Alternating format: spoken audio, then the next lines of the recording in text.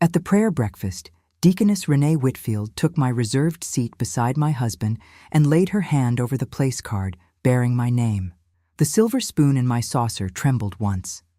A woman at the next table stopped fanning herself halfway through the motion. Near the fellowship hall doors, a little girl turned from her biscuit and stared at the platform. My breath caught beneath my ribs, not from jealousy, but from recognition. Renee was not confused about where she was sitting. The ushers were not correcting her, and my husband, Pastor Julian Cross, did not look surprised. He looked composed in the careful way a man looks when he has practiced appearing innocent before anyone asks a question. Seeing that composure cost me the last explanation I had been using to protect him. I was 44 years old and had been married to Julian for 17 years. We served at New Covenant Missionary Baptist Church outside Charlotte, with burgundy carpet, dark oak pews, and a fellowship hall shaped by decades of women's labor. I found refuge at New Covenant at 26, after my mother died, and grief made ordinary rooms feel too large. The church mothers gave me work, food, and room to be quiet. They taught me that care often arrives without a speech. Years later, when Julian was called as senior pastor, the congregation already knew me as the woman who opened the sanctuary for dawn prayer and stayed after Bible study to hear what people were not ready to say in public. I became director of the intercessory prayer ministry. Julian became the voice people quoted. Our marriage looked balanced from the platform. He preached. I steadied. I remembered names, surgeries, and the difference between a woman asking for prayer and quietly asking for safety. My deepest desire was simple. I wanted to matter to Julian as a person, not only as the dependable structure around his calling. For a long time, I did not know how to say that without feeling needy. Mature women are often praised for requiring very little, until the people around them begin to believe they truly need nothing. The first fragment came 6 months before the prayer breakfast. After Thursday evening prayer, Sister Camille Price, head of the usher board, followed me into the church kitchen while I wrapped leftover pound cake. Did you approve a second chair beside Pastor for Women's Intercession Sunday? She asked. No. Why? She opened the usher notebook. In Julian's handwriting, beside the platform diagram, were the words, "Seat Deaconess Whitfield next to Pastor during corporate prayer." I read it twice. Renee had joined 4 years earlier. She was 50, widowed, respected, and gifted at praying without performing. I had trusted her with women who needed tenderness instead of advice. Maybe he wants her there because she is leading the hospital prayer, I said. Camille closed the notebook gently. Then he could have written that. Her response stayed with me. When a situation requires us to invent the respectful explanation that the person responsible refused to provide, we are often doing emotional labor for someone else's secrecy. On Women's Intercession Sunday, the second chair was removed before service. Julian said nothing about it, and I did not ask. I called that restraint. Looking back, it was the beginning of self-erasure. The second fragment arrived through Sister Gloria Moss, our church administrator. She found me in the copy room preparing prayer guides for the summer fast. The copier light moved over the glass again and again, revealing each page in brief white flashes. First Lady, Pastor asked me to change who receives his confidential prayer correspondence, she said. From me to whom? She hesitated. Deaconess Whitfield. For 11 years, Julian and I had managed a private church address for prayer requests involving illness, marriage, addiction, fear, and shame. I helped decide what needed pastoral care, professional referral, or quiet prayer. Did he say why? He said you were carrying too much. That sounded considerate until I remembered he had not asked what I was carrying. The language of protection can hide exclusion. Relief should not require removing a woman's access, voice, or place. I told Gloria to follow his written instruction, but to retain the church's normal record of who accessed the account. She looked relieved that I had asked for documentation. Something does not feel settled, she said. Then do not accuse anyone, I answered. Just keep the process clean. That was my first useful boundary. I stopped helping uncertainty disappear. The third fragment came from Mother Geneva Holt. She was 73, chair of the church mothers, and one of the few people who made Julian sit straighter. After noon prayer, she found me near the baptism area beneath blue and amber light. "Baby, why does Renee know about your grief anniversary?" My body went still. Every October, near the anniversary of my mother's death, I became quieter. Julian knew I needed gentleness, not explanation. What did she say? During hospital prayer, she asked God to strengthen women whose husbands had to carry the weight of their private sorrow every October. Mother Geneva's voice held no accusation. That made the words sharper. "She did not use your name," she continued, "but she looked at Pastor when she said it." I stared at the dark water in the baptism pool. Beneath the surface, the tile lines were visible only when the light shifted. Private pain becomes a second injury when it is used to create intimacy with someone else. My grief had become currency. "I never told Renee," I said. "I know." Mother Geneva reached for my wrist. "You do not have to call it what you cannot prove, but you should not call it nothing." That sentence became a place for me to stand. I did not confront Julian that afternoon. Instead, I began noticing where my life had been retold without me. At the next ministry meeting, Renee spoke of leaders whose spouses could not enter the burden. Julian thanked her for understanding him. Later, 2 women stopped talking when I approached in the hallway. No single moment proved an affair. Together they formed a pattern. Julian had made himself emotionally available to Renee by presenting me as absent. A person can build a private world outside a marriage with confidences, complaints, spiritual language, and the repeated claim that the spouse cannot understand. I asked Julian to meet me in the women's ministry room after Bible study. A vase of irises bent at the edges. I kept the door open. "Why does Renee receive your private prayer correspondence?" I asked. "She has more availability. Why does she know what October means to me?" His face changed only slightly. "Prayer leaders share burdens. My grief is not your burden to give away." He leaned back in his chair. "You are making ministry personal. It became personal when you used my life to deepen a private bond. There is no improper relationship. I did not ask whether you touched her. That was when he looked away. Emotional betrayal survives by defining faithfulness as the absence of one physical act, while ignoring secrecy, comparison, dependence, and a spouse's quiet demotion." Julian folded his hands.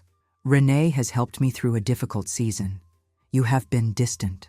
I have been standing beside you for 17 years. Standing beside me is not the same as understanding me." The sentence did not sound spontaneous. It sounded rehearsed.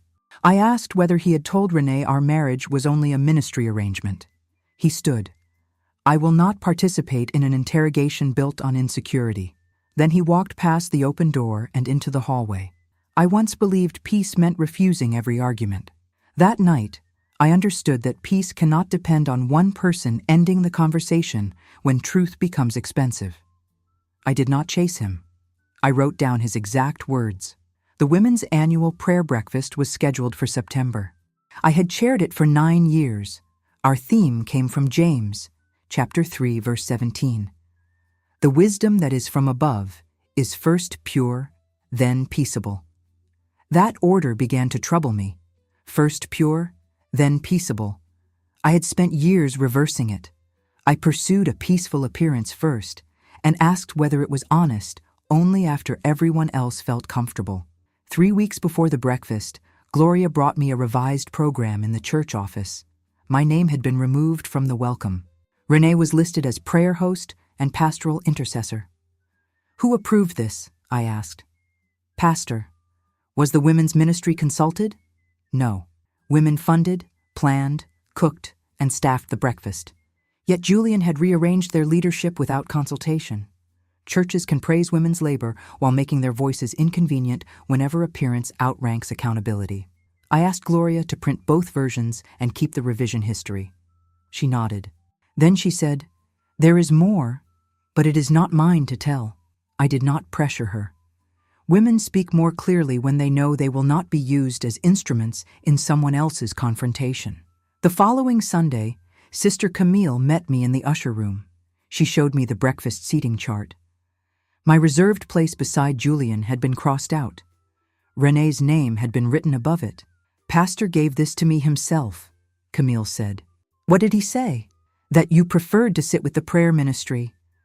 I looked at my own name, moved to table 7 near the kitchen doors. I never told him that. "I know." Camille's mouth tightened. "I can put your card back." "Not yet. I need to see whether this lie is being treated as church order," I said. Camille placed the chart in a clear sleeve. "I will not hide what I was instructed to do. I was not asking her to fight my marriage. I was asking her not to make deception look normal." 5 days before the breakfast, René came to the sanctuary during morning prayer. She waited until the other women moved toward the fellowship hall. Then she approached me near the front pew. "Julian says you are angry about the new prayer structure," she said. "He calls himself Julian with you?" Her expression shifted. I had never heard her use his first name in church. She lowered her voice. "He said your marriage has been emotionally separate for years. He said you agreed to remain publicly united while he discerned what came next." I kept both hands on the pew. "I agreed to no such thing. He said the reserved seat was your idea. A visible transition without embarrassment. No." She sat on the front pew. I saw a woman who had accepted a version of me that made her choices easier. "Did he tell you he loved you?" I asked. She looked toward the pulpit. "He said what we had was sacred and should not be reduced to ordinary language." Spiritual manipulation avoids plain words because plain words create responsibility. Sacred connection concealed what emotional affair would have required them to examine. "Did you exchange messages you would not have exchanged in front of me?" "Yes." "Did he share details about our marriage?" "Yes." "I believed you had released the role," she said. "A role can be reassigned. A wife cannot be edited out of her own marriage by a story told in rooms where she is absent."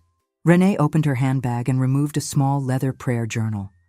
Julian's initials were pressed into the cover beside hers. Inside were copied prayers and private reflections in alternating handwriting. They described me as dutiful but closed. They called René the woman who understood his spirit, and they imagined a future after what they called the public season of transition. There was no physical confession. There did not need to be. The journal documented an intimacy built through deception and a plan to use church structure to make that intimacy appear legitimate. René offered me the journal. I did not take it. "Bring it Saturday," I said. "Not for humiliation, for truth." "What are you going to do?" "I am going to let every woman speak for what she actually knows." The prayer breakfast began at 9 in the fellowship hall. White linen covered the round tables. Fresh flowers stood near the platform, perfect from a distance except for one folded stem. My place card was beside Julian's chair.